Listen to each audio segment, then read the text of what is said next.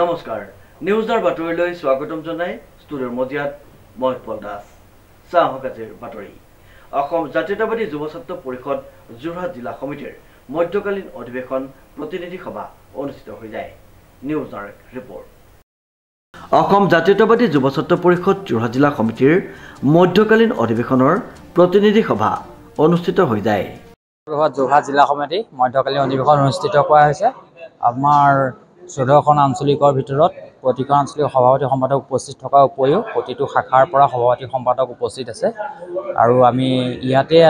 আজি আমাৰ সিদ্ধান্ত গ্ৰহণ কৰা হ'ব পৰৱৰ্তী পৰ্যায়ত যোৰহাট জিলা সমিতিখন আমি কেনেদৰে সাংগঠনিক দিশত সবল কৰিব পাৰোঁ যোৰহাটৰ স্থানীয় সমস্যাৰ পৰা আমি কেনেকৈ মাত মাতি যাব পাৰোঁ আজি এই আমাৰ মধ্যকালীন অধিৱেশনতে তাৰ এটা আমি প্ৰস্তাৱ গ্ৰহণ কৰা হ'ব পৰৱৰ্তী দিনত আমি এই যোৰহাটবাসীৰ ৰাইজৰ সহযোগ লৈ আমি জাতীয় সমস্যাৰ ওপৰত মাত মাতি যাবৰ কাৰণে আমি আশা কৰিছোঁ উল্লেখযোগ্য যে যোৰহাটৰ ৰাধাকান্ত সন্দিকৈ ভৱনত এদিনীয়াকৈ অনুষ্ঠিত কৰা হয় অসম জাতীয়তাবাদী যুৱ ছাত্ৰ পৰিষদৰ সাংবিধানিক নিয়ম অনুসৰি প্ৰতি বছৰৰ দৰে এই বছৰো যোৰহাট জিলা সমিতিৰ প্ৰতিনিধি সভা অনুষ্ঠিত হয় উক্ত অনুষ্ঠানটিত মুখ্য অতিথি হিচাপে উপস্থিত থাকে অসম জাতীয়তাবাদী যুৱ ছাত্ৰ পৰিষদৰ কেন্দ্ৰীয় সমিতিৰ সাধাৰণ সম্পাদক সহকাৰী সম্পাদককে মুখ্য কৰি কেন্দ্ৰীয় সমিতিৰ কেইবাগৰাকীও বিশিষ্ট ব্যক্তি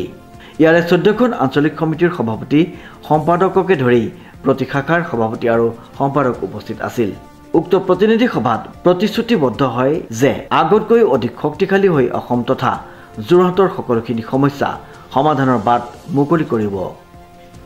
অসম জাতীয়তাবাদী যুৱ ছাত্ৰ পৰিষদ যোৰহাট জিলা সমিতিৰ আজি মধ্যকালীন অধিৱেশনখন যোৰহাটত অনুষ্ঠিত কৰা হৈছে অসম জাতীয়তাবাদী যুৱ ছাত্ৰ পৰিষদৰ যিটো সাংবিধানিক নিয়ম যে এবছৰৰ মূৰত মধ্যকালীন অধিৱেশন আৰু ২ বছৰৰ অন্তত দ্বিবাৰ্ষিক অধিৱেশনখন ৰূপায়ণ কৰা হয় আৰু সেই মৰ্মে আজি যোৰহাট পৰিষদৰ যোৰহাট জিলা সমিতিয়ে নগৰস্থিত ৰাধাকান্ত সন্দিকৈ ভৱনত মধ্যকালীন অধিৱেশনৰ প্ৰতিনিধি সভাখন আয়োজন কৰিছে আৰু আজি প্ৰতিনিধি সভাখনত অসম জাতীয়তাবাদী যুৱ ছাত্ৰ পৰিষদৰ কেন্দ্ৰীয় সমিতিৰ সাধাৰণ সম্পাদকৰ লগতে কেন্দ্ৰীয় সমিতিৰ সহকাৰী সম্পাদক আৰু কেন্দ্ৰীয় সমিতিৰ কেইবাজনো বিষয়ববীয়া ইয়াত উপস্থিত আছে দুজনকৈ পৰ্যবেক্ষক ইয়াত উপস্থিত আছে আৰু এই পৰ্যবেক্ষকৰ উপস্থিতিতে আজি প্ৰতিনিধি সভাখনত যোৰহাট জিলা সমিতিৰ অন্তৰ্গত ১৪খন আঞ্চলিক সমিতিয়ে অংশগ্ৰহণ কৰিছে আৰু ইয়াৰ পৰা আজি এটা বাৰ্তা বিশেষকৈ অসমলৈ বাৰ্তা এটা প্ৰেৰণ হ'ব যে অনাগত সময়ত অসম জাতীয়তাবাদী যুৱ ছাত্ৰ পৰিষদ যোৰহাট জিলা সমিতিয়ে যোৰহাটৰ পৰাই অসমৰ বিভিন্ন সমস্যাৰ লগতে যোৰহাটৰ বিভিন্ন সমস্যাৰ লগত জড়িত হৈ অসমৰ ৰাইজৰ লগতে যোৰহাটবাসী ৰাইজৰ হিতাৰ্থে কাম কৰি যোৱা আজি এটা ইয়াতে এটা প্ৰস্তাৱ হ'ব ইয়াৰ পৰাই কিছু প্ৰস্তাৱ ওলাব আৰু এই প্ৰস্তাৱ অনুসৰিয়ে বিগত অনাগত সময়ছোৱাত জাতীয়তাবাদী যুৱ ছাত্ৰ পৰিষদে ধাৰাবাহিকভাৱে নিৰবিচ্ছিন্নভাৱে কাম কৰি যোৱাৰ এটা হাবিয়াস আছে আৰু হেঁপাহ আছে আৰু সেই মৰ্মে কাম কৰি যোৱাৰ প্ৰতিশ্ৰুতি আজিৰ সভাখনে দিব লগতে চৰকাৰৰ বিৰুদ্ধে মাত মাতি যাব বুলি উল্লেখ কৰিছে অনাগত দিনত অত্যাধিক মূল্যবৃদ্ধি হোৱাৰ প্ৰতিবাদী কাৰ্যসূচী গ্ৰহণ কৰা হ'ব বুলি উক্ত সভাতে ঘোষণা কৰে অসম জাতীয়তাবাদী যুৱ ছাত্ৰ পৰিষদ বৰ্তমান অসমৰ এক অদ্বিতীয় অৰাজনৈতিক সংগঠন হিচাপে গঢ় লৈ উঠিছে আৰু যোৰহাট জিলা সমিতিও এখন অতি শক্তিশালী সমিতি হিচাপে গঢ় লৈ উঠিছে আজি অসম জাতীয়তাবাদী যুৱ ছাত্ৰ পৰিষদৰ সাংবিধানিক নিয়ম মতে যে এবছৰৰ মূৰত মধ্যকালীন অধিৱেশন মধ্যকালীন অধিৱেশন পতা হৈছে আৰু এই মধ্যকালীন অধিৱেশনখনি পুৱা ৮ বজাত সভাপতি প্ৰণৱজ্যোতি শইকীয়াই